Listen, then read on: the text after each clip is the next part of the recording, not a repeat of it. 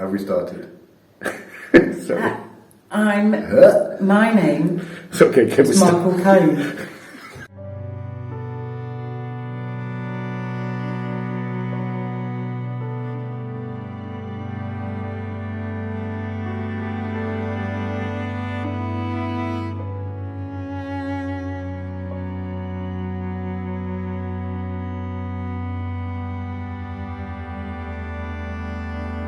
This is my favourite bit. This is the first time I've ever told this story. I know, but I just can tell it will be.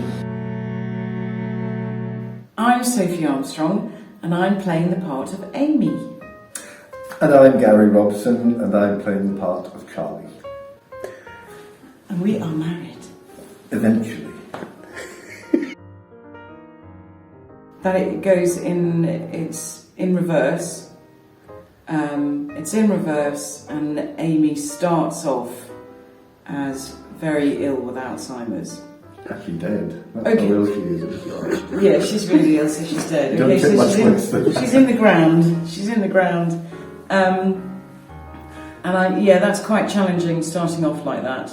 I think that the character progression usually goes the other way, and there's a slow decline. But the fact is, we've got a major decline at the beginning, and then she slowly comes back to life. So that in itself is quite challenging. Yeah, I mean the format in general seemed a lot easier to understand 8 years ago. Is that not just because we're older? Definitely because we're older.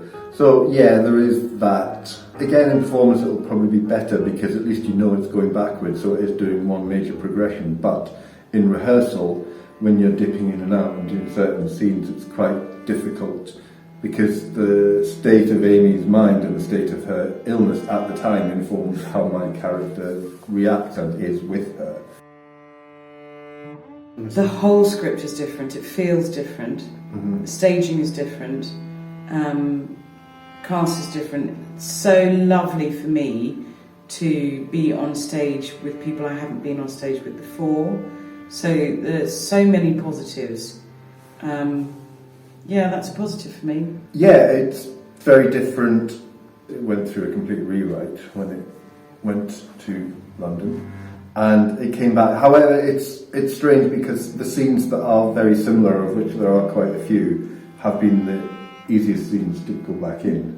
There must have been a shadow of a memory somewhere back there. My co-star.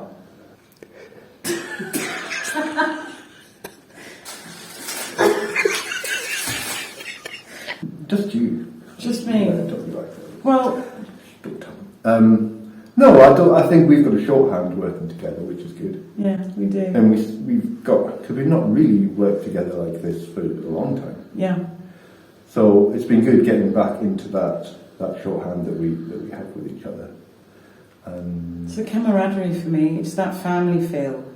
It's that I adore that, and then we're all bouncing off each other and we're learning, but we're all very, very present in the moment, and I find that very special. Yeah, and it is essentially a family drama as well, comedy drama, so that increases the feeling of family, I guess. It is very heartwarming. It's very funny in places. Whenever I tell people about the subject matter of the play, and I see their face go, "Oh," but I then follow up that say, but it's not as depressing as it sounds. It actually is funny in places, so that's why you should come and see it. It's about relationships. It's about history with each other. It's about family. It's about grief. It is about grief and how people cope. And rewind, and how rewinding the clock is such a cliche bit, thinking back to happier days. But that is basically what it is, isn't it? It's one man and one Dog. It's a dog. It's one man's coping mechanism for losing the love of his life. Yeah. One man and his family. Come and see the play. Please come and see the play. You will laugh, I promise. You will laugh and cry.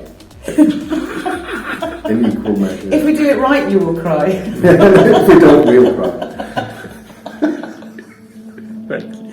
It's like watching somebody walking into the sea. The waves wash around them, the current pulling the sand around their feet, burying them, snaring them like trapped rabbit legs. And then there's this calm, like a surrender, and now it's like he's out there, teetering on the edge of the horizon, waving at me and smiling, always smiling.